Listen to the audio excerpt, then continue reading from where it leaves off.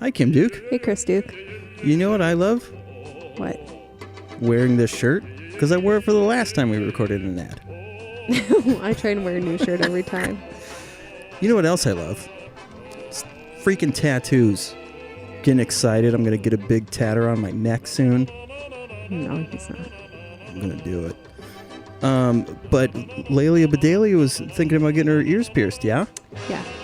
She had her ears pierced. She got them done originally at Claire's. And then one of the earrings fell out and then her ears closed up. So we're going to go a different route this time. Yeah, we're going to go with our trusted friend Justin over at Modify Tattoo and Piercing.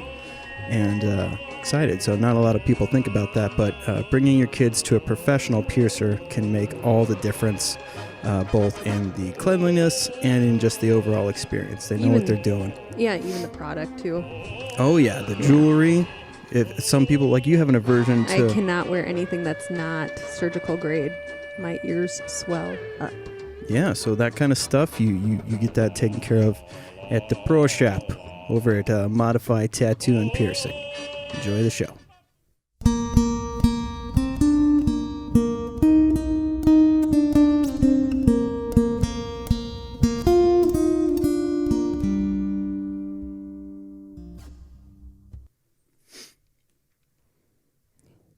Hi. Oh, I remember how it starts. We've been doing all the other podcasts lately, so I'm so thrown off. Because I was waiting for you to say, hey, Kim Duke again. Okay. I'm Kim, and I am married to an addict alcoholic. Hi, Kim. My name is Chris, and I am an addict alcoholic. Hi, Chris. And today we have a guest on. I'm excited. It feels weird saying excited, but I'm happy to bring to light something that not a lot of people talk about when it comes to addiction, because we always associate it with a substance, and that's not always the case. So welcome, Miranda. Thank you for being here. Thank you for having me. Now, I do want to start off with, as far as any substance abuse in your past, were there things that you had to overcome? Definitely alcohol and cocaine was an issue for a while there. Oh, wow. Now, was that like a product of your environment, or what were the things that led up to that? I think the alcohol started, I didn't start drinking until I was actually 20 years old. Oh, okay. And when I finally hit 21, it was like the bar scene, and that became the thing to do. And not only that, alcohol helped with my social anxiety. So it made it easier to be around people, but also have that fun without feeling so anxious all the time. Yeah. And then the cocaine was probably product of environment. Okay. So when did you recognize that it was an issue? Shortly before my 26th birthday, some things happened that made me down spiral way harder, and I was blacking out every time I drank, to the point where I didn't remember my nights, obviously. And by my 26th birthday, I blacked out on my birthday, and I woke up the next day, and I just was so sick and tired of being sick and tired that it was like, I can't do this to myself anymore. And not only that, it's not just me, it's everybody around me that has to deal with me. Yeah. And it just was eye-opening to see something go so fast downhill. Yeah. And I mean, what was your process for sobriety? Like, did you try and cut cold turkey, or? Honestly, yeah, I did cold turkey. My biggest inspiration is my dad. He has over 29, 30 years of sobriety now. Wow. Oh, congrats. Yeah. And I remember one blackout night. Well, I guess not blackout brownout, because I remember parts of it. I had called him, and he is the one that told me, he's like, Miranda, when are you going to be sick and tired of being sick and tired? And I said, I don't know. Yeah. And it was that morning after my birthday that was like, boom, I need to change or something bad is going to happen. And you dropped all of those things? Yep, everything. Wow. That is, I mean, congratulations. That's Thank you. Absolutely awesome that you were able to do that. But I mean, did you have any resources or people that you leaned on to? When I was in my early 20s, like 18, 19, 20, I was actually in Narcotics Anonymous. Oh. So I had taken a lot of that kind of skills that I learned back then and kind of just put it into my life in place now. And I didn't have help. I didn't seek out meetings. I didn't seek out people. I just hit the ground running. And, you know, I was like, I need to do this for me because it's not going to go anywhere for me. And so I always look at my dad and it's like, if he can do this, and he always says, I'm straight with the world. Okay. And it's like, okay, if you can do this, I can do this. So Yeah. I guess my dad is probably the biggest resource. Oh, wow. Well, I'm curious too, like were there relationships lost along the way because of? Yes, lots of them actually. I remember a vivid memory, a girl who was my best friend at the time, who's not anymore. She dropped me completely because of my addiction with alcohol. We had gotten into a big fight one night, and she said, Miranda, I can't do this. You obviously can't control yourself, and I don't want to be a part of it. And that hit me like a ton of bricks. And it was like, you're my best friend. You're supposed to support me, be there for me, whatever. But at the same time, people can't hold your hand and be there for you if you're not going to help yourself change. Yeah. Yeah. It's always weird to think about that because there's things that like seem obvious now, but it's just weird to think back and be like, how come I couldn't think that way before? Like, what was it why did things have to get so bad before I could be happier? And that, I think it's honestly because like you have to go through those things in order to know what happiness actually is. Very interesting. You got to go through the pain to enjoy the happy. Yeah. Sure. Yeah. Yeah. I guess. Yeah. I am a lot more appreciative of everything that I have because of all the craziness that we went through. You know, I never thought like when you were growing up, were there people who seemed like addicts or not seemed like addicts, but that they just were drunk all the time and that you just thought they couldn't handle it and they were over drinking often? I guess there was one person that I was around probably more than anything who was an adult, and she had a very, very bad drinking problem, like car accidents, crashed her. I believe she had a Lexus, crashed her brand new Lexus into a light pole and all that. And you like wonder what's going on, kind of a thing. Yeah. So it's weird to like that lack of understanding. So, I mean, yeah. I knew there was issues though, other issues. So I guess it wasn't me wondering if there was. I knew there was other stuff going on. Sure. Yeah. It's weird to think about now that like, what could I have told my younger self to ask those people?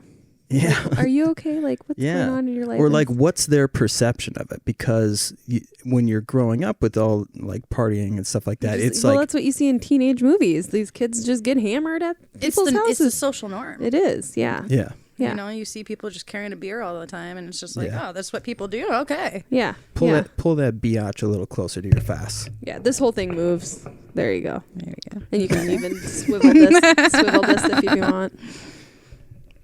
Got it. There. Nice. Now, if you don't mind me diving into family history a little bit, for sure. What was your childhood like?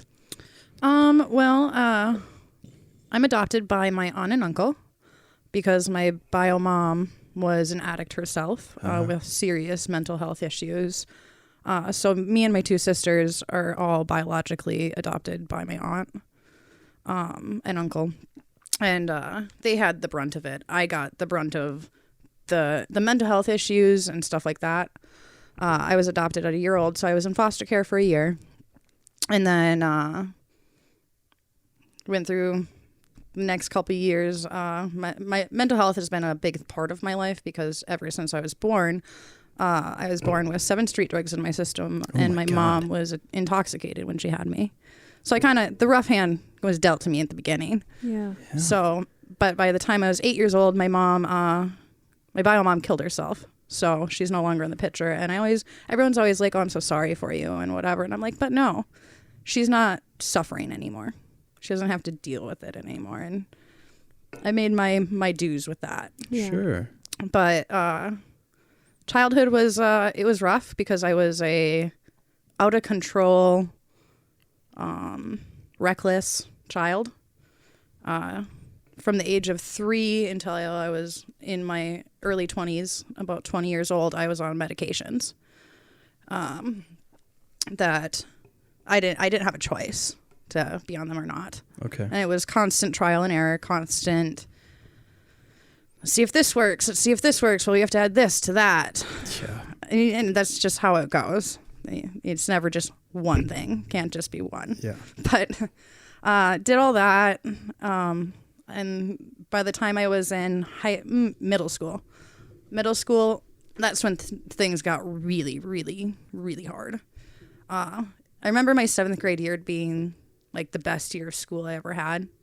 And then my 8th grade year came about, and I don't know what happened. Maybe it was me becoming, I got my period that summer before 8th grade, all of those things, the hormonal, and plus my mental health was really coming out then. I was bullied in high school. I was called the psycho. Why don't you just go home and kill yourself, cut yourself, cutter, all of that kind of stuff. And it was a constant thing that back before bullying wasn't recognized the way it is now. Yeah. Sure. And I think that our generation actually helped that I think happen. so too. Yeah. And I think that's awesome. But I was actually taken out of school and put into like a day treatment. And I think at first it was Clara's house. Oh, yeah. Mm-hmm. I don't know if it's still around. Yeah, it's or still not. Clara's house. Yeah. Nice. Yeah.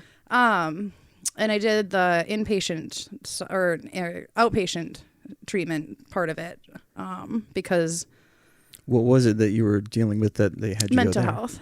They had taken me out Oh. of school because of all of that stuff. And I see. while I was at Clara's house, I had my first suicide attempt, and then was actually hospitalized for the first time.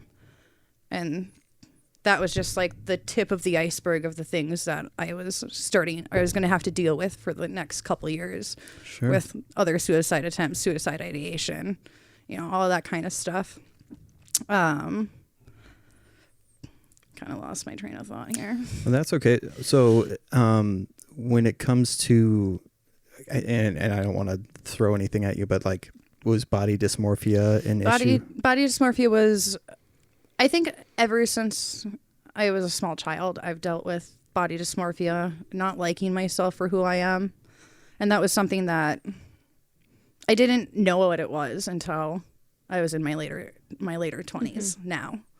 And when I found out what it was like, wow, I had no idea. I kind of assume, I don't think I've ever, what is body dysmorphia like? It's imagine looking at technical- yourself in a mirror and you're seeing something completely opposite. Yeah. So I lost 25 pounds, but that's why in the mirror, I still see what I looked like 25 pounds heavy. Like I don't see what like when you're like, oh, you look good. No, I still see what I looked like 25 pounds. Oh, wow. Heavy. And it's still like that. And a lot of people, I mean, you can hear that like even on shows I watch where people lose like hundreds and hundreds of pounds, they still see that pound, like that person they were when they were 400 plus pounds. Or you just always see this image that's really not you. They did a study with girls where they had them draw their bodies on a piece of paper, and the bodies oftentimes were a lot larger than what they were when they would lay down on it. Oh, wow. Because we see people with body dysmorphia see something that's not what's actually in the mirror or what's real. That's very interesting. So it's almost kind of like a type of trauma that's associated with something forced you to view your body in a negative way, whether that was an outside source or a personal thing. And you're like, that type of trauma makes you see this negative aspect of yourself when you look in the mirror. Does that make sense? Yeah. I don't know if it always has to be associated to a trauma though. Well, yeah, I was trying to say like it is kind of like a type of trauma in the sense that like, because like you're saying, that's not a quote unquote normal thing to look in the mirror and see something completely different. I don't think I think it's something more or less that while you're growing up, it's something that, like, example, for me, I grew up with my mom always kind of self-hating herself. So that's something that I learned. I think it's a learned behavior that kind of sticks with you. I agree. Because my dad called me fat growing up all the time. Oh, fuck. Like, constantly, you're fat. And then when I was in 5th grade, I was, like, looking back on those pictures, like, in 5th grade, I was like, I was an average sized girl, but these 2 boys in my 5th grade class drew pictures. My maiden name's Staub, and they wrote Kim Staub the Blob, a picture of a head with a huge blob body, and put it around the classroom. My teacher didn't take the pictures down. So then in your head, you're like, yeah, I'm fat. So then the summer of 5th grade to 6th grade, I didn't eat, and I ran a lot around the neighborhood, lost a ton of weight, but you still see this average size girl in 5th grade. I still saw that, even though I was pretty thin. It didn't matter. But yeah, maybe it is associated with something that's in your brain where, you know, you grew up watching your mom hating the way she looked and all that. I grew up with my dad calling me my mom fat all the time. And then these kids were assholes and made fun of my weight. And then you're like, well, yeah, okay. So yeah, I am a fat kid. I think that's what's so wrong with our, like, with, I guess, people, because it's like, you don't really think about them saying that to you is going to actually affect you for the rest of your life. Yeah. For sure. And that's something always. that's something, words hurt more than a punch to the face. Punch me in the face. Yeah, no, for real. Yeah. Please. Yeah. Like, Yeah. I'll take that any day. And it was, and then eventually it wasn't even just like those boys, and it was a guy I dated who I didn't matter what I looked like, and then calling me a butterface all the time to his friends. Like, then you just constantly feel like you don't see what other people say. Like It's almost like people condition you. Yeah. To hate yourself. Yes. Yeah. And self-hatred becomes such a prominent thing in you that you just don't even realize anymore, that you don't even see yourself the way you're supposed to. And that's when the destructive things happen. Yes. And that's when the habits start coming in, the eating, the extra, exercising overly, or diet pills, or just, whatever whatever is going to make you feel better in that moment or in the long run that you think, that's when it starts. Yeah. And mine was, diet pill. Yeah, that was the 5th grade to 6th grade. And then eventually I was stealing my mom's hydroxy cut when it still had ephedrine in it. Oh. So it was essentially speed. Yep. So I was popping speed before I go to school in the morning, because I'm like, well, if I take it in the morning, whatever I eat, I'll lose weight, then I'll look good for my boyfriend, and this and that. It's just Let's sick. just say this right now. Hydroxy cut is not a legitimate diet pill, and it will never work. No. Back then it sure did. Well, when it's got ephedrine in it. You want to know why? That's essentially methamphetamines. Let's just give kids or everybody some... No, diet pills do not work. No. It's like the fad things. Yes. Tip it up just a smidgen. But yeah, whatever the celebrities are doing videos, they don't work. No, it's not Photoshop's a real thing. Yes. Well, even video shop. There's I know. Freaking crazy. I that was something that blew my mind until that Meghan Trainor thing came out. I had no idea that you could do that in video production. Like, that's, dude, fucking insane. I want you guys to keep going with this, because again, that's why I wanted to have you on, is because I don't know that world really. And so for you was it ups and downs where like... Yeah, I'd go through fad diets all the time. Like, I was stealing my mom's hydroxy cut, and then there was a period where I wouldn't eat certain things, and then I was okay, and then I would be happy in a relationship. Like, when we were first together, it was ups and downs too. I remember one thing that you said to me is, I like that you eat past 7:00. Do you remember saying that to me? That sounds like something I'd say. Yeah, because he had dated someone that had a lot of body dysmorphia too, and would not eat past 7. Yeah, that's really funny. Yeah. So I still remember you saying that to me, and I was like, oh, this guy actually doesn't care what I look like. And so I got comfortable, and then I had landed, and I could not lose that weight. And I'm surrounded by very thin, beautiful women in Chris's family, and I always felt like gross about myself. So then before I had Layla, I got obsessed with counting calories. I could literally figure out how many calories were in anything. It became, because it was... It's obsessive. Oh, obsessive. I can do the same thing. Yeah. Like, I had my fitness pal, and I was so obsessed. Like, okay, I ate a little more than what I need to, but I know how much now I need to exercise to get that back down. Mm-hmm. And I did that, and I got probably the thinnest I ever been ever. And then I remember Chris is he's not a visual person, because I'd be like, look at how, and he'd be like, yeah, you look great. But he would I'm like, no, you need to say, I look amazing. I look like this and this and this. And it drove me crazy that you weren't giving me that attention. And so I'm like, I'm just going to keep going. Well, because I kept saying you're beautiful either way. Yeah. Your level of attractiveness has not changed. When you've been with someone who it was never good enough for, then it's like, well, are you just saying that because it's not good enough? You know? Yeah, the mind fuck. Yeah, the mind fuck. Yep. Mm-hmm. So then I had Layla, and then, I haven't gotten like that before. Like, again, I've downloaded my MyFitnessPal and started doing it a couple days, and I can notice where I'm like, okay, here we go. And then it becomes that obsession again where it's like, I need to know the numbers. Wait, I can't eat this. I really want to eat it. Why can't I eat it? Oh yeah, because it's this many calories, and then I'd have to go on the elliptical for this long. Well, maybe I can. And it fucks with your head all day long. And so I think for you too, you like problem solving, and that is like solving these mini equations throughout the day. That these little goals that you've set up, like playing Sudoku. Remember, you used to play Sudoku all the time. Crazy, yeah. Like there's something in you that just is like, if there's a mathematical function to it. I love math. Yeah. That makes sense. Yeah. Then that completely makes sense. Yeah. Solving all the mysteries right now. My gosh, Chris. This is. But it hasn't gotten to the extent. Like, I wouldn't say it got to a point where it was bad, where people I was sick and all that. Like, yeah, I don't know. I remember. Oh, sorry. Sorry.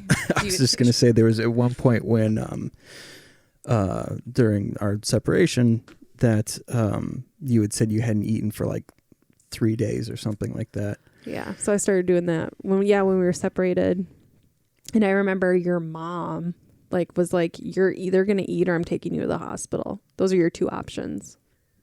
Well, she heard me scream at you because you weren't eating anything, and I made you, which is a total asshole move. That's the wrong thing to do if you're actually trying to help somebody, is scream at them for not eating. You were also mentally not.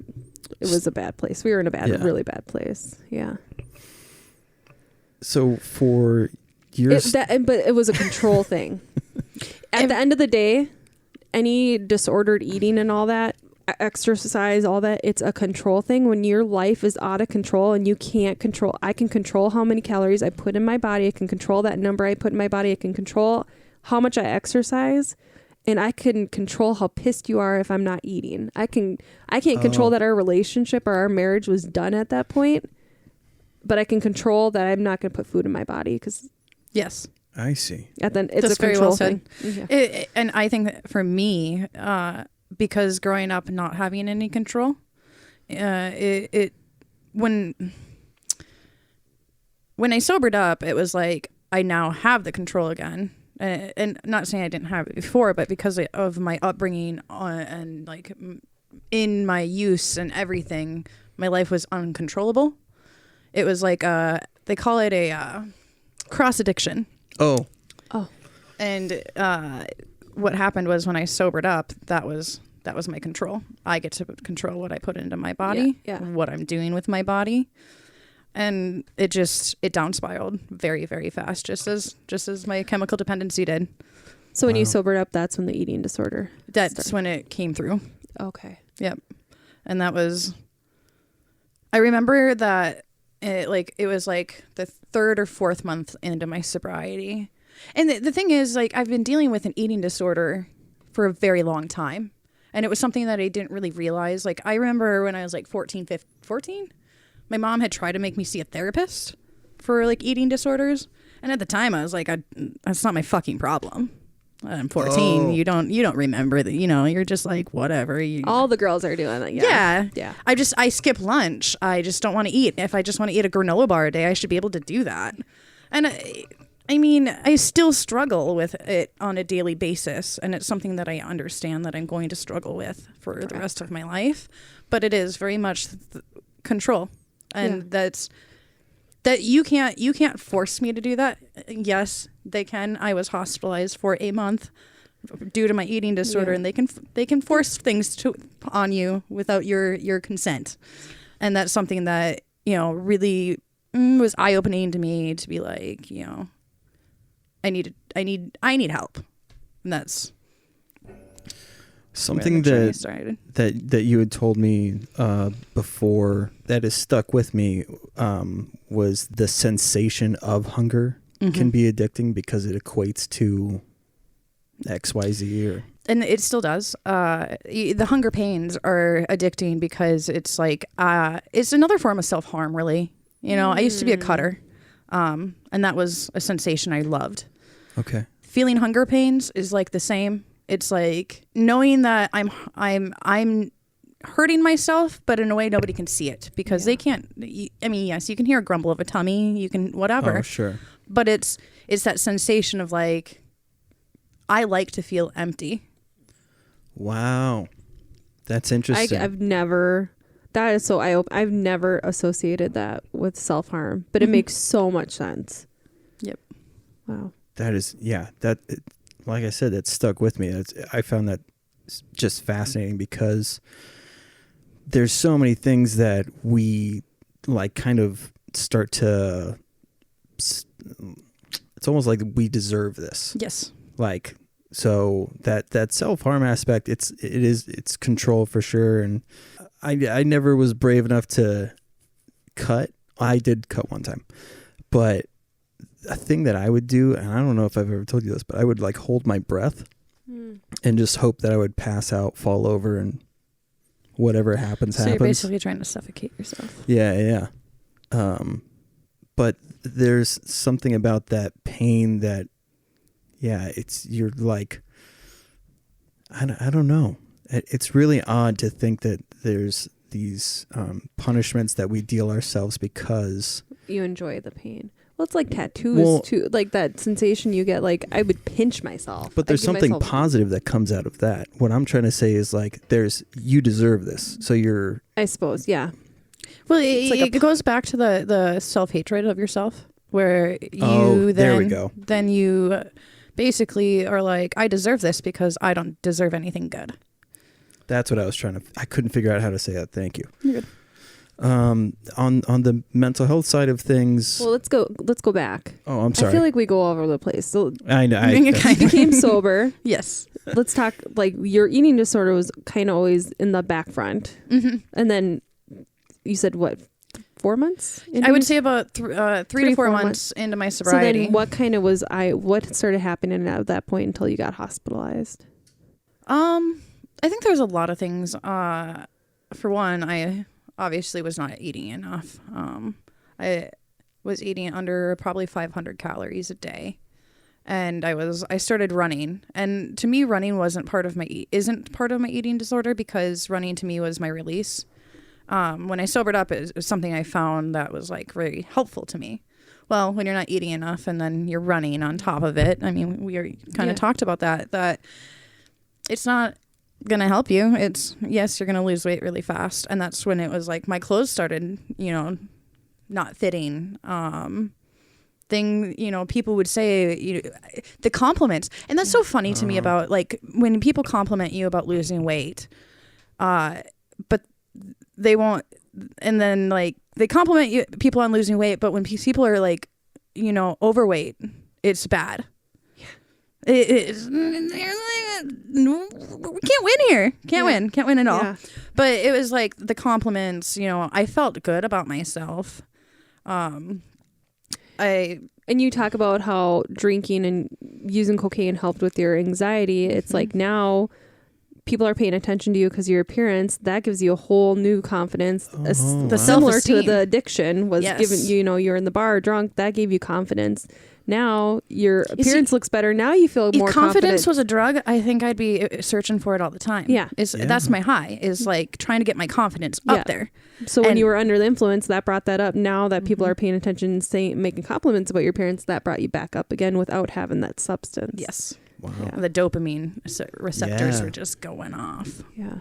Wow. That's really interesting. Yeah, that combination of things that, yeah, it really is like a recipe for disaster. And we talk about that in the comedy world all the time now, where like these people who are broken are being elevated without fixing their problems. Mm-hmm. Oh, yeah. That I guess that makes sense. Yeah. Yeah. So when you're being complimented, you're getting attention from people that you're not asking for. They're just you look so great that I'm just going to throw this your way. Mm-hmm. Just by you doing whatever you're doing. It makes it easier to like, maybe I don't need to change anything because I'm getting all these compliments. So I'll just keep doing what I'm doing for as long as I can. Yeah. And it almost makes you stay stagnant in a sense of like, oh, people are noticing this. Well, I'll just stay here. Yeah. It's fine. So how long did you do the not eating much and exercise until it started to kind of take its toll?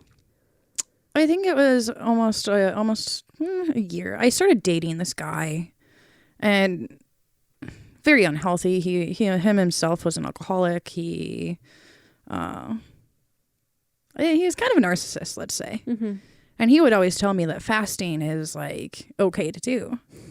And, I started, and that's when things got even worse, is when I started fasting. Yeah. Let's be real. It wasn't fasting. I wasn't eating for days on end. And I remember very specifically, I like had went to his house before work one day, and I was like legitimately passing out. And like, I couldn't even think to even put food into my body, but he still was, you look fine, everything's fine. And I was like, alrighty then. I just, things weren't fine. Yeah. I was legitimately skin and bones. And it wasn't until a really good close friend of mine at the time in that period of my life was like, Miranda, I've known you for about 4 years, 3-4 years. I've never seen you look this way. And to me, I was fat. I am fat. That's the thought process. And he goes, no, Miranda, there's something wrong. And he's like, is it, that night I had just gotten off work and I was dizzy. I was in and out of it. He's like, I'm going to stay with you, for the night. And I woke up and I couldn't barely even stand. And I got up and I had to hold the wall to even like stand up. And he goes, Miranda, you need to go to the hospital. And like, I didn't even know, but he was already in contact with my parents. He was already ahead of me because he cared about me. Wow. And he's like, I need you to do this. If you're not going to do it for you, do it for me. Mm-hmm. And I said, fine. It took a lot of fighting. I'm very stubborn. Especially like when you're younger and you've been to the hospital, I'm assuming for suicide attempts, you associate very the hospitals negative. Very negatively. Yes. And if I go there and now I have to admit that I haven't been eating, they're going to lock me up. Mm-hmm. Yeah. And I remember walking, well, I think he actually wheelchaired me into the hospital, but I had told them I haven't eaten in over 7 days. And it was like instant they had me in. Yeah. And they did tests. The doctor came in. I had told the doctor that I had smoked weed that day. And he goes, you obviously didn't smoke enough. And I was like, because I was trying to make myself an appetite. Oh. Yeah. Because weed does that. And like, he comes back in. He goes, Miranda, you're really, really, really sick. He goes to the point that like, you're going to ICU. Because your organs were probably starting to shut down. My whole body was shutting down. Yeah. And I already have a kidney injury due to all the overdoses and stuff like that in my life that now my kidneys are damaged more, and I still haven't been able to really get them back to good. Oh, wow. Mm-hmm. Are there any like heart conditions that come along with or my heart was actually failing at the time. I had heart palpitations. My heart is fine now, which is thank you. I'm doing well. But at the time, yeah, it was everything. Everything was shutting down, and I didn't care. And I think that the older gentleman that I was seeing had a lot to do. He broke my heart, And anybody knows that heartbreak can make you do things unmanageable. Oh yeah. Mm-hmm. And I think that was a big part of it at that time. That my eating disorder fed off that. Oh, Sure. yeah. Mm-hmm. Fuck. Laying on some realness here. Okay. So then you were in the. Let's keep it on track. Yeah, I'm really. You go way over here. No, calm down. I think it's me too, though. I'm I've like got- very.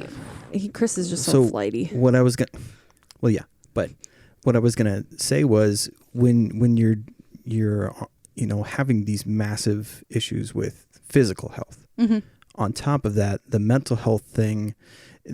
I know, like with being, because I've been on mental health unit a couple of times as well, and there's this like you want to fight against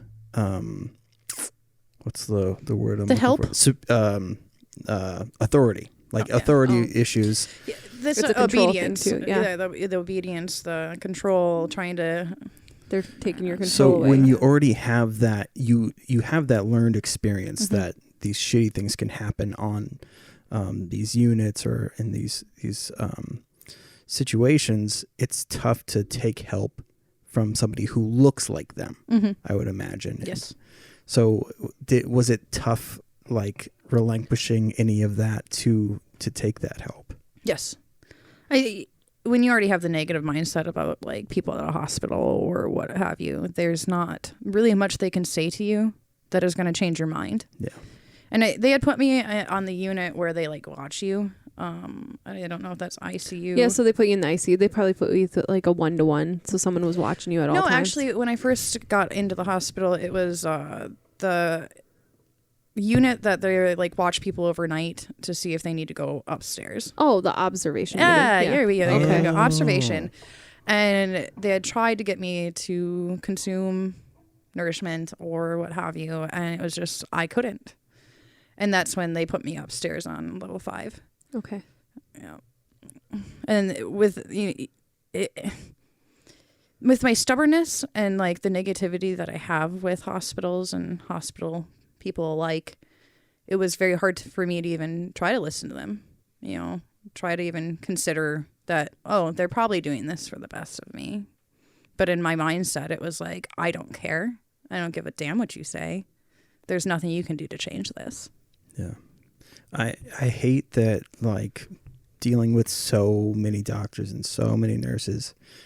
People, when you see people with the best of intentions let you down, it's like that trust is so hard to, like, fully trust anybody in that field, because it's like, look, I just saw 5 of you who told me 5 different things. How am I supposed to know what's going to, like, the thing that you're telling me to do, the other nurse or doctor was saying that's going to put me in danger. So it's like, you've got confusion, and I'm not saying like that the medical field is Perfect. unperfect. There we go. Yep. But yeah, it's, I don't know. It's just frustrating to, like, when you're trying to get better, and then these people, like I said, who are well-intentioned, think that they're helping, and then in your mind you're actually kind of making me pull back now. So how am I going to get better from here if I'm going to keep dealing with people like the people that we've seen before? Yes. I think it's almost impossible. Yeah. Honestly, to try to take that into Pull consideration. that sucker up a little bit. I know. Grab the butt here. But No, this butt right down here. Right at the very bottom. yep. And then you push up. There you go. Short girl problems. Man. So then you went to ICU. Yep, I was then transferred up to level 5, which is like the ICU. And it was a constant battle with everybody. That I didn't want to listen to anybody. I didn't have a care. And it wasn't until my mom brought up to me. Well, I think a nurse may have put it into her head, but I don't know. She's like, "You're committing suicide right now. That's what you're doing, and you made us a promise when Maggie was born. Maggie's my baby girl that I had when I was 19, that okay. I would never kill myself or commit suicide because I didn't want to be like my biological mother and leave her here. And that stuck with me, but it wasn't enough, because I remember it was probably about week 2 that I was upstairs, and that's when they started, they actually got a team together that had to go over my case. I forget now what it was called, but to actually, they took my rights away, basically. So they committed you? Yep. Mm-hmm. They committed me. They forced feeding tube in me. Said, if you aren't, we have to do this. Because the doctor had told my parents as well that if I didn't get the feeding tube, I was going to die in the next couple days it could be hours. It didn't matter. Everything was failing. And I remember seeing the look on my mom's face, and she's crying in front of me, telling me, Miranda, you're dying. Please just like do something. And it was like, I think I was already so out of it at that point. I remember feeling like I was in this euphoria that life would, it just, it felt good almost, but Sure. I didn't feel anything. And it was like, I didn't, and it was almost like I wanted it. Yeah. And there's nothing that you could say or do to stop, change it. And until they committed me and took my rights away, that was when, I had the feeding tube in for 3 days because I kept complaining about how it was hurting my nose. And I was like, if you guys don't take it out, I'm going to take it out for you. Wow. And also, but when I think back on it, I think that a lot of it had to do with, I didn't want to be nourished. I just wanted to keep going down. Sure. It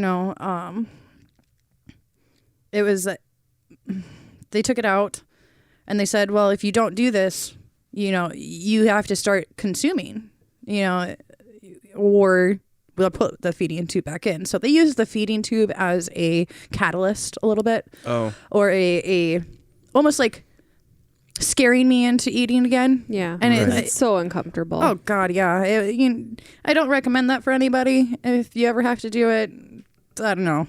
Just try something else, I guess. Sure, yeah. It's not, definitely a good lesson learned there. It definitely pushed me in the right direction to start again. And I remember peanut butter is the first thing I ate, and after almost 3 weeks of not eating, and to this day I'm just like, peanut butter kind of saved my life, guys. Like, what up? But I don't know, it's a lot of people will say that you can get recovered from a eating disorder. Okay. I kind of have the mindset that I don't think I will ever be in like a full recovery of my eating disorder, just because it's very ingrained in me. I guess that sounds bad because I'm not trying to like. No, that makes perfect sense. Be negative towards anybody who like is like, I've been recovered from my eating disorder, but I look at it as like, I've learned skills and things that I can use now to help me. Yes, there's days that I probably don't eat enough. I don't, at least I try to get a protein shake in a day if those are like the days that I'm feeling. And that's not even like the healthiest thing, but but I'm at least trying now.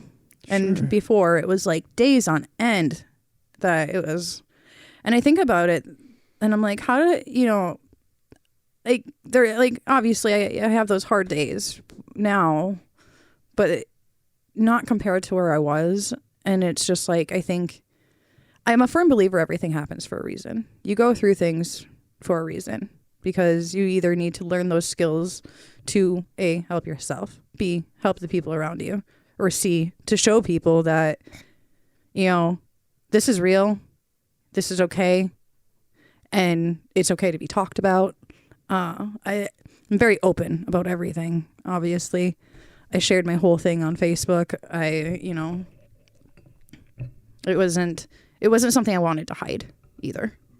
because I think that a lot of people hide this kind of thing and don't talk about it because it's shameful. It's something you feel guilty about. And I think our generation's getting better at that too. Yes. Like, hey, this is what's going on with me. Like, yeah, I can show all these great things on Facebook, but in reality, like, it's not perfect. No. And that's, I think, like, social media is a big reason why people are hush hush, because you can pretend on social media that your life is rainbows and daisies and whatever, but you're not shooting anybody's rainbow out their ass at that moment, because you're really just faking your mask. Yeah. And what's the point of faking it?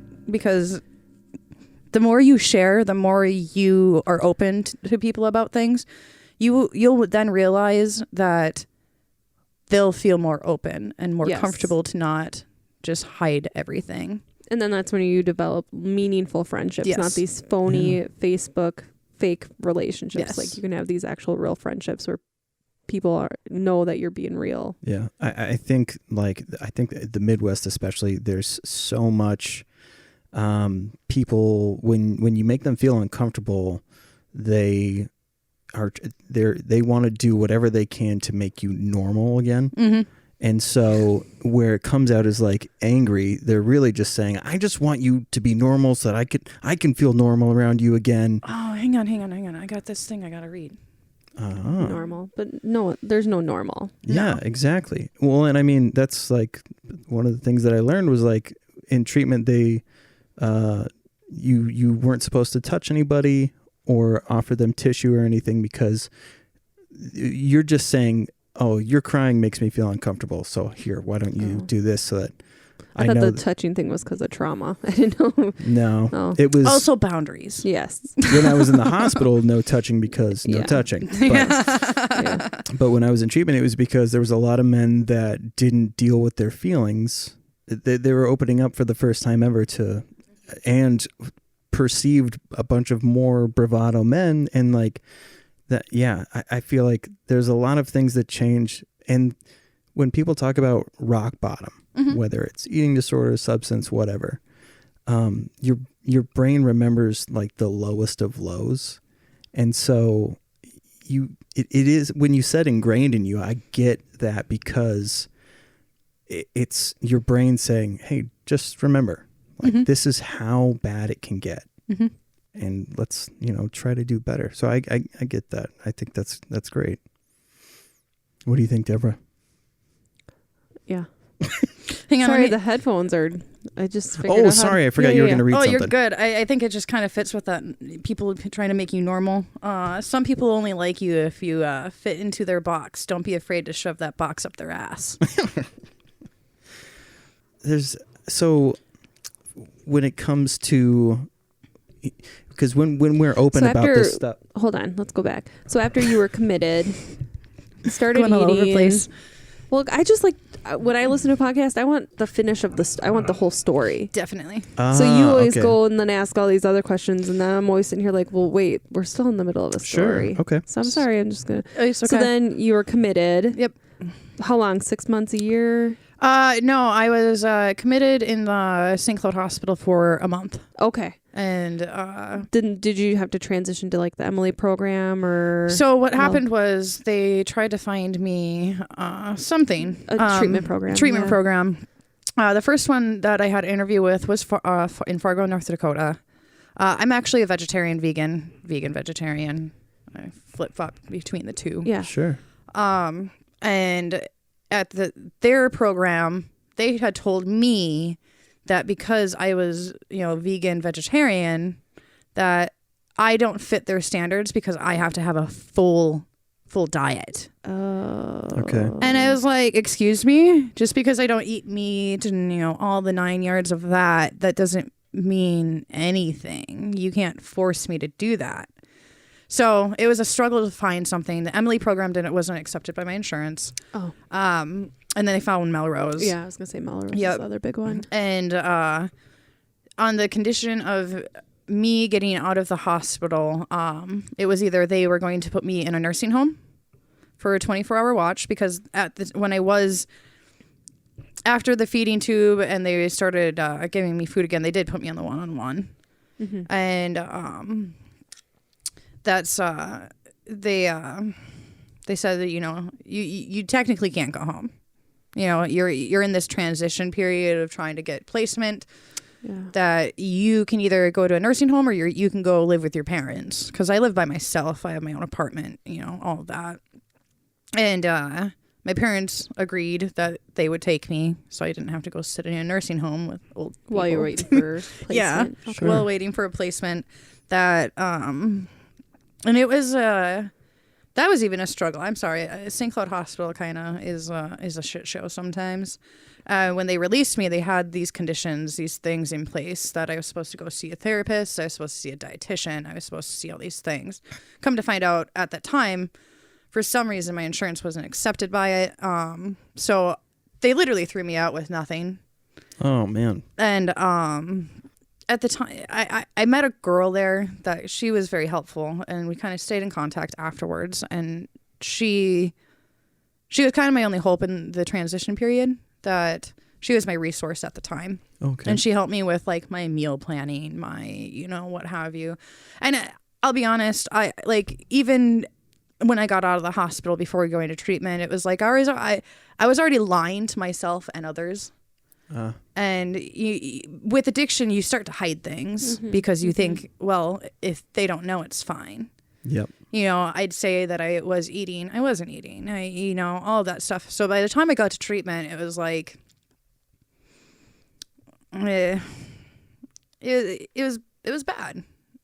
But to them, when I got to Melrose and they did the interview, they said that I was eligible. Well, I guess maybe not eligible is the right word, but I was fit for their their day treatment kind of program, without them actually realizing that it was actually worse than it was, because I was regurgitating after I ate anything. I was, I was still not eating enough. I was skipping, or, all what have you. And so when I got into Melrose, I was there for a day and they kicked me out. Whoa. Because they said I was not fit for their program. Well, that's funny. They had just told me I was fit for their program. Yeah. So did they think you needed like a higher level of care? Okay. They said that my regurgitation made people uncomfortable, and that people that were in the higher end of their recovery, that wasn't good for them to see because it could trigger them.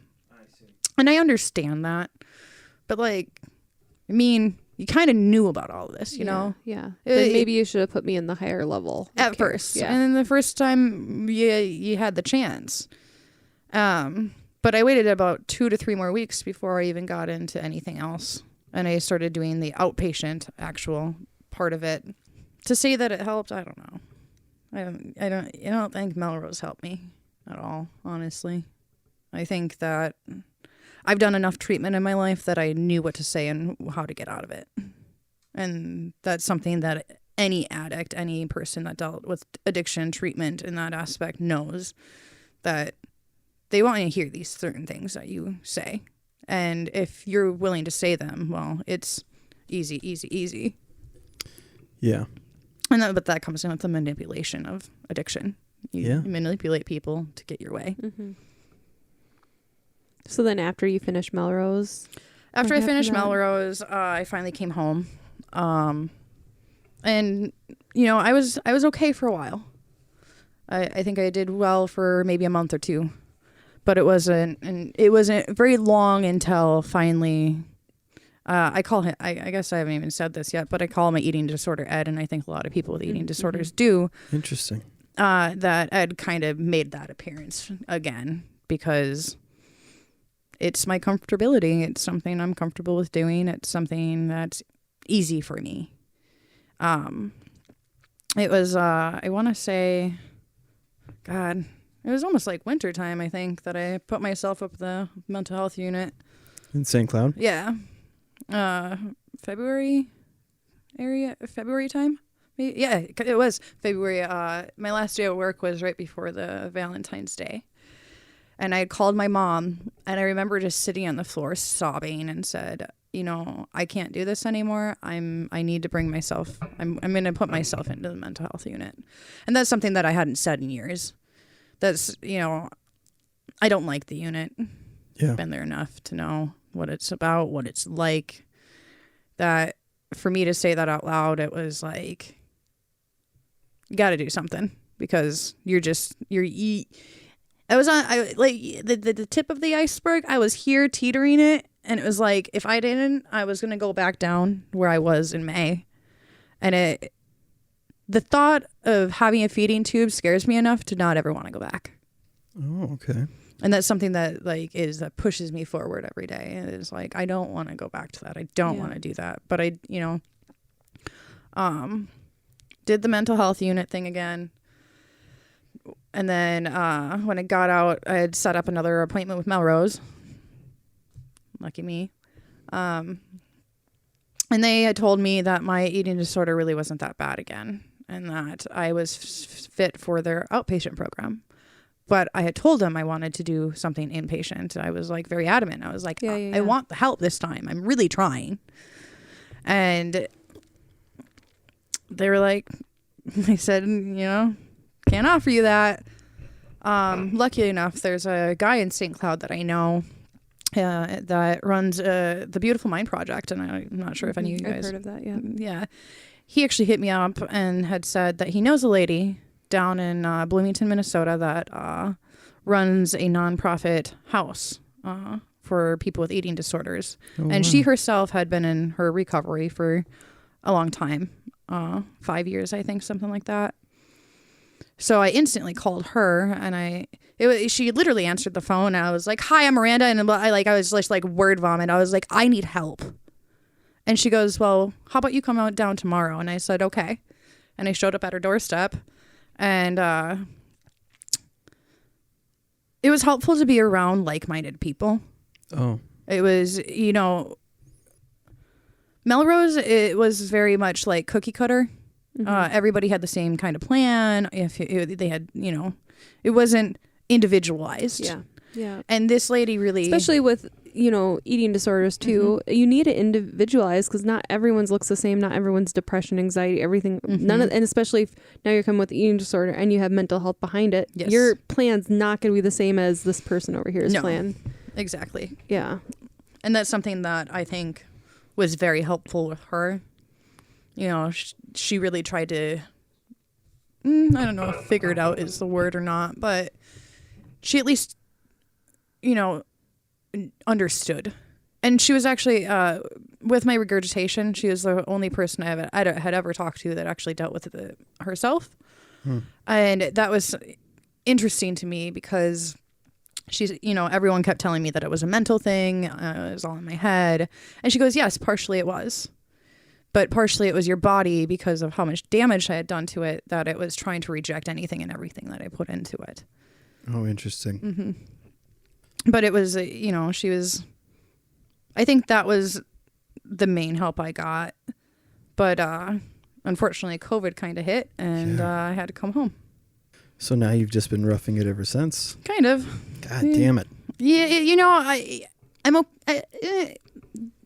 there are good days and bad days is what I tell a lot of people. And I mean, everybody has good days and bad days. But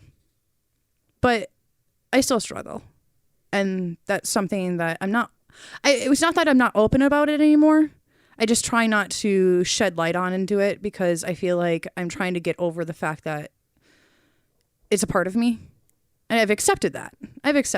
That's not something that, you know, it's... Yeah. Do you feel like maybe you don't share about it as much too is because when you do have a good day, you don't want people to think you are good. That's it. Now you're good. Yes. Because then if you have a bad day, you don't want people to think that you failed. Exactly. It's this coaster of it. Yeah. So I don't want to tell people I'm having a really great day because then they'll be like, all right, you're fixed. You're in recovery. You're good. And then all of a sudden 2 days later, you're having a bad day and they're like, what the hell? But that's 2 days ago you were good. Right. And that's the thing too is and then that's where the dopamine receptors go off. It's like people are congratulating on you having good. And you know, honestly, I think the worst part of it is when people tell me that you look really healthy. And I'm just like, can you not say that? Yeah. You know? It's like, yes, I put in some work. I've you know, I'm what they would call weight restored now. But I don't know. It's every day's different. Every day is a different battle. It is weird. People, when I got out, were saying like, congratulations, one day at a time. Like all of the things that like, I was like, I kind of want to leave that aspect behind. Mm-hmm. Like I want my version of normal to move forward. Mm-hmm. And yes, I do want to own this thing. And it is a huge part of me. But I don't want to be spoken to like it's a handicap. Mm-hmm. And that like it's not like baby steps. Like we've made big ground. And so now talk to me like an adult. Yes. Well, it's almost always like a backhanded compliment too, kind of like, Right. do you know what I mean? It's a reminder of what the fuck was going on. Yeah. And it's constant reminder of like, can you like just say something different? Like, like, I don't know. Ask me about the fucking weather. Yeah. Let's just like that. Yes, that's part of it, but let's move on. Yeah. Well, and so I was going to, did you have any more questions, by the way? No, we finished the story. That's all I wanted to. I mean, it's not, the story is obviously not finished. It's going to be a forever story, but to like at least up to present day. Sorry. No, you're it's fine. the thing that in the podcast, I'm like, I just need to finish the story. And No, I know. Okay. You're good. I get where you're coming from too. And there's just so many aspects, I think, to everything. I know. Well, and when I listen to somebody talk, I want to highlight another area, and I fumble around when I try to do that. So doing that stuff helps it stay cohesive. So it's okay, Chris. You clearly have seen I've fumbled around a lot over here, so it's fine. It's the mental health. It's your ADD. See, and that's what I was going to say. ADHD, so I get you it. grasp, and I'm one of those like, let's do that, and then we can go back. Like we almost have to have a notepad to be like. But this is why you guys are yin and probably yang to each other. Yeah, You guys work out well. What's that lady, Brittany for something? She's married to Tommy Lee. I don't know. I don't know. She was a Vine star. Anyways, famous person. Vined. She said that in every relationship there's usually a crazy one and then a normal one. And those things, because I mean, comparatively, you think about the questions that I ask on our other shows. You're just gross. I wouldn't say you're crazy. Well, but We're anyways, all crazy to whatever extent in that relationship. But anyways, No, I'm feeling a little left out. That I think the craziness, Chris. you don't want to be crazy, or you do want to be crazy. We I can be mean, crazy. let's be real. We already know that we're the crazy ones here. I don't need to like decipher that one. I just hide my crazy real well. But it's the quiet ones are probably We're the serial killers. You said it. Shit. We're the ones you look out for. We're the serial killers. So I was going to ask, and like a very common theme when it comes to addiction is the mental health side of things. And, you know, there's like these rays of light when you achieve sobriety, or when you know, whatever version of normal that you like to call a good day. But then with people who have like major depression or anxiety and all of these things, like it's scary. Like I'm glad I'm on the medication that I'm on, because I don't have these days like nearly as much as I used to, but everything feels better. Why don't I feel better? And so I'm curious as to, like, because COVID and all this stuff has happened, like what are the things that you do to keep your mental state healthy as well? So actually, I kind of shed light on the fact that I was on meds from 3 years old until I was 20. Well, from 20 till now, I had been off of meds. During like COVID and all of that kind of stuff, I finally came to the conclusion that the chemical imbalance in my brain is not going to fix itself. And I mean, I've known that, let's be real. But I actually had talked to my primary about getting on an antidepressant for the first time in 8.5 years. So I had started that, and that's almost about a month ago now. 3 weeks ago. And like, I'm skeptical. Yeah. Because I don't want to be like, oh my God, I think it's working. But like, I haven't felt the way that I have felt in the last couple weeks ever or for a long time.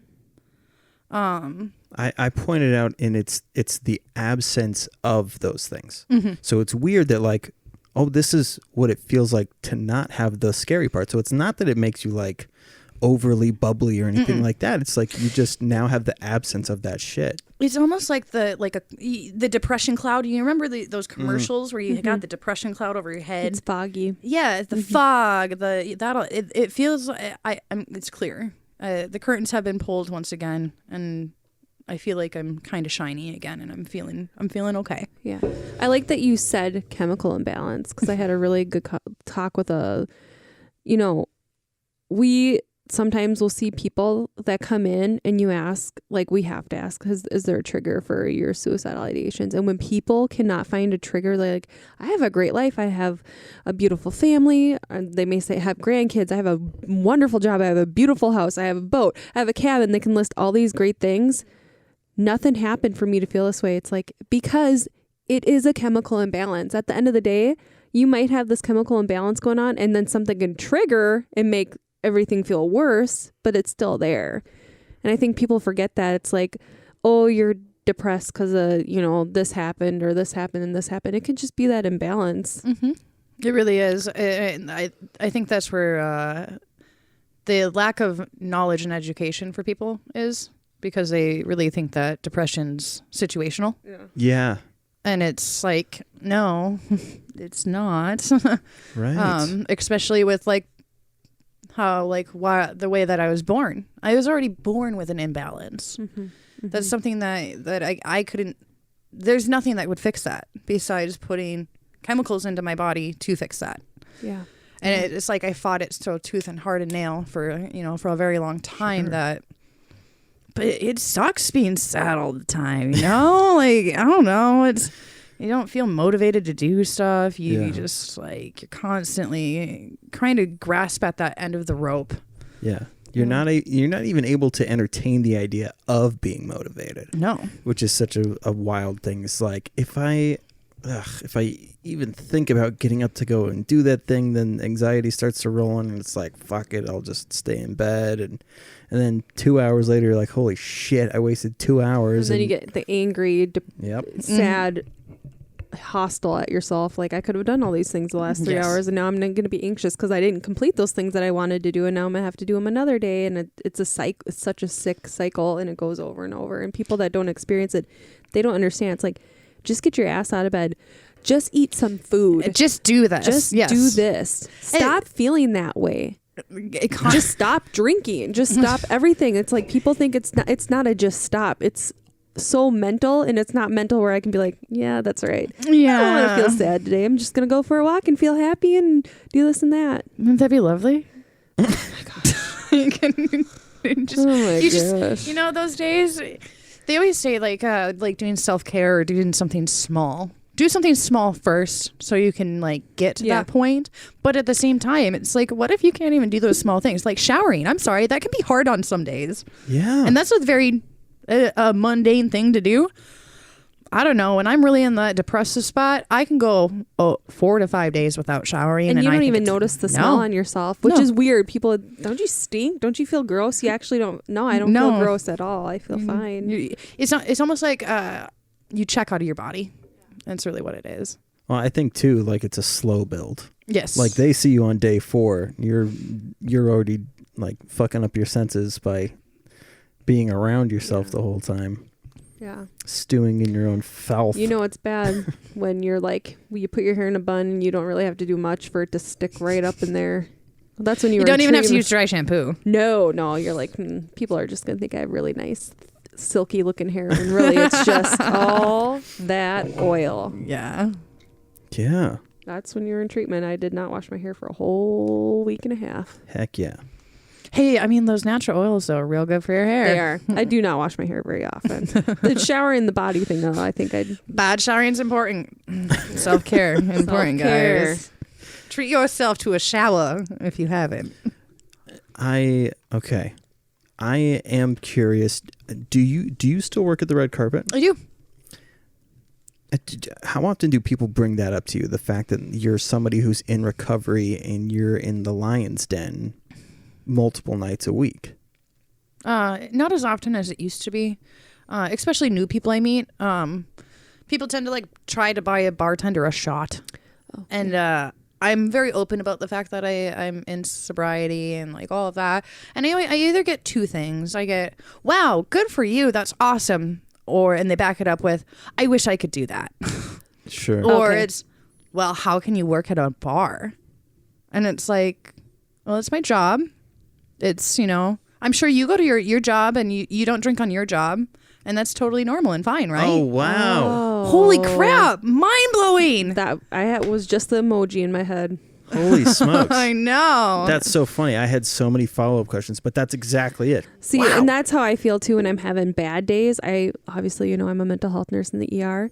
So when I'm having my bad days, I'm like, Are those wrapped around each other? Are you stuck over there? no, we just have these long cords. I just we're just Sorry. We're fidgeters. we're fidgeters. Oh, okay, Yeah. okay. Yeah.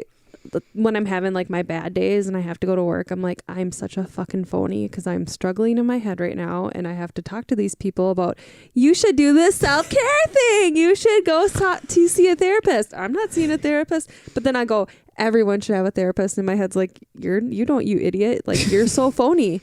You're such a phony because you're in your office right now having a panic attack and you're not going to tell anyone that you're freaking out and you can't breathe because you got to put on that face. Mm-hmm. It's a mask. Yeah. Yeah.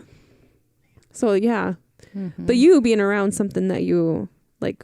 When I first sobered up, I looked at it more of a challenge for myself. I was like, going to ask that. If I can, if I can be around this and I It's can that do my control job. thing. I can control the fact that I'm around it and I'm not drinking I it. have I might have some control issues here.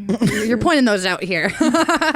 But But not in a bad way. Not a bad control thing. I mean, honestly, it was a good Especially thing. when you grew up with your childhood, you had absolute no control over whatever happened in your life. So Yes. now as an adult, you're like, challenge accepted. I'm going to have control over Yes. this addiction. I'm going to have it in my literal hands. Yes. I can smell it.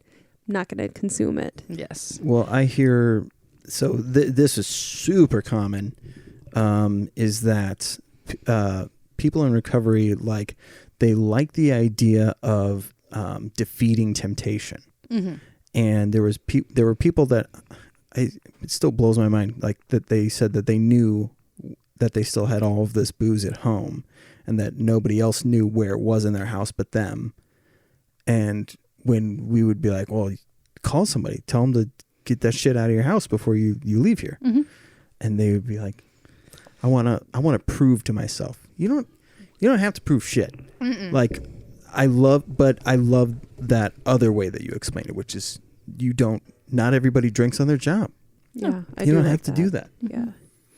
That's And such especially if it's something you enjoy, you talked about having that social anxiety. Mhm. This forces you Out of it. Out of it. It's so weird because once I get behind my bar, I feel like I'm a completely different person. But then we go back into the control thing. It's I control my environment. I'm putting on the environment for people to have fun, and I really enjoy that. Yeah. But it's like once I step into that area, it's just my zone, and I Yeah. feel very good. Can't really say much to your bartender with you don't really want to fuck up that kind Yeah. of shit. It's true. well, that's. And I was it- gonna. I Sorry. think. Oh, you're good. I think that too. That I've been at the carpet now, maybe 3.5 years, something like that. Time flies. I've really came out of my shell. When I first started bartending, I was very. I didn't want to make people mad, but now it's like I will stand up for myself and I will stand up for other people, and I will be like, hey, don't do that. That's not cool, bud. Yeah. And dealing with drunk people all the time. I mean, let's be real, dude. Yeah. They don't have a filter anymore. They don't think about things anymore. You're intoxicated. You're having a good time. Yeah. Well, your good time's not always good for everyone Sure. around you. Yeah. Yeah. Sorry. It's okay. Yeah. I know. Oh my goodness. There's also that degree of separation, Mm-hmm. whereas there's a trepidation and they're kind of nervous sometimes to come up and approach you, so that there's that power in that too, and Mm-hmm. to say I'm going to make this person feel comfortable right Yes. now because I know how uncomfortable I feel when I have to do this shit. Yes. It's so funny. I've actually had a couple guys tell me that they had used me as a woman to talk to, as a bartender, to feel comfortable with talking to women. Oh, wow. And I'm like, oh, that that kind of makes me feel good and a little strange, but that's awesome. Thank you. Like, I'm glad I can help you. Yeah, I'm glad I was teaching or helping you in a way that I didn't even know I was helping you, but good job. Thank you. Yeah. Yeah. But I don't know. It's fun for me, I guess, because like I don't drink anymore. And that was also like the biggest thing about like working in a bar is like to remind me of why I don't drink anymore. Yes. Oh. I was going to say that. Yeah. And it's like that. It's fun for me because I'm sober. You can't really get anything past a sober person while they're working, having a couple cocktails before work or whatever. Like your mindset's not there anymore. Yeah. Yeah. And it's like, I have fun with it now and I really enjoy it. I think that, yeah. Every time I think about, because today I've been 7 months sober. I'm so proud of you. Congratulations. Good job. So I was thinking about it today. I'm like, gosh, I think the older we get the next day anxieties of what shit did I say? What should I do? And when Chris was heavy in his addiction and I would go, and we just kind of pieced this together with Caitlin last week, is that Chris would take me and be like, okay, you can get drunk. And I would get so drunk, like over the top, out of control, drunk. And like, I'm like, I wonder what I looked like on the other side. And then I would get so embarrassed. And I don't miss that. I don't miss that at all. The day after anxieties, oh my God, were the worst. And like, and not only that, I used to drink at the place that I worked at. And there was a moment in my using that I actually had to get sat down and talked to because of one of the nights that I had, that when I blacked out, I didn't even remember anything that I did. And you would have thought that at that time would have been like the indicator of like, hey, Miranda, you should stop drinking. No. I needed a few more experiences in my belt to be like, yeah, that's not just good for you anymore. Sure. So, I mean, as far as advice for individuals who are dealing with the body image issues and kind of things that you've learned that help keep you safe, what would you tell people? Listen to your own opinions. I recently, I feel like I just started doing that myself, and that's something that I think has really changed the mindset of fuck what others think. Yeah. It really doesn't matter. What matters is what you think. Sure, you're gonna have bad days. Bad days come, but good days are ahead of you. Yeah. And you always have to remember that no matter what, one bad day doesn't mean a bad life. Yeah. And with the body dysmorphia, I don't think that goes away. No. I don't think that's not. Well, so that's why I said body image stuff. Oh. Is because but body image and body dysmorphia are very kind of hand in hand. Your body image, I feel like, is body dysmorphia in a roundabout way. It's not. I will always have the feeling that I'm not good enough, that I'm fat, whatever. But if you change the mindset of saying, you look in the mirror and you're like, damn, girl, you look good today. Well, if you keep doing that, you're going to feel better. Yeah. You may not always believe it. And maybe I don't believe it fully. Sure. But at least I'm trying. And that's the best that anybody can do is try. You can go through life playing a victim to yourself, or you can take the control back and try to change it. Yeah. That's really what it is. Body image and body dysmorphia, once you have it, you're kind of stuck. So, but I like the way what you just said, though. If you give yourself these positive affirmations and say, like, you're a badass, you look great today, and you keep doing that, eventually you're going to trick your mind in feeling that way when you really... Well, somebody, when I was in the hospital, they had brought up to do 3 positive affirmations a day. Either write them down or say them to yourself. Yeah. And... they said if you do it for like 2 weeks or something, 2 weeks, if you can do anything for 2 weeks, apparently you form a habit. You form a habit. Yep. And it's like, if you can tell yourself for 2 weeks straight that you're a badass bitch, or your ass looks great in those jeans, or what have you, that eventually it becomes a habit to start thinking positively. Yeah. And it's like, maybe subconsciously you don't even realize that you're doing it, but you're trying to do it. And that's when, like, I think that's when you start seeing yourself more positively. At the same time, that's just not going to go away. Yeah. You can still feel good, but you're always going to have that in the back of your head. Yeah. But maybe now your good days will start outweighing your bad days. Yes. Yeah. Yes. And I honestly think that's kind of where I'm at right now. Yeah. Kim always makes fun of me because I call myself a badass bitch in the morning, and What I wish you baddie. did. I'd sit in bed and go, yes, bitch. Chris a baddie over here. you know me. Hmm. Okay, well, Kim, any other departing words that you'd like folks to know when it comes to the mental health side of things, or? Sorry it was so scattered. No, that's fine. This is probably the least scattered. I feel like I always make it come back around. like I don't know. I think we touched on a lot of mental health things. Okay. Just know that maybe I'm going to leave it with this. Just know that your friends on Facebook that post all those great things all the time, they might be struggling. Mm-hmm. And just know that, you know. The superficial comments are not going to go as far as asking someone how they're genuinely doing. How are you sleeping? How has your day been? Goes a lot farther than, look at you, look at you. Yeah. Are you down to another waist size? That stuff's not going to carry for as long as the genuine concerns go. Don't always comment on people's appearance either, I think is a big thing too. Yes. That's what I just said.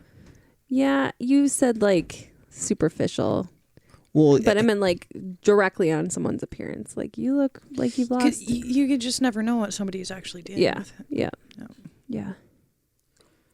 All right. Well, thank you again for being here, and we really appreciate it. If anybody would like to be on themselves, it doesn't have to be in person. You can call over the phone, be anonymous if you'd like.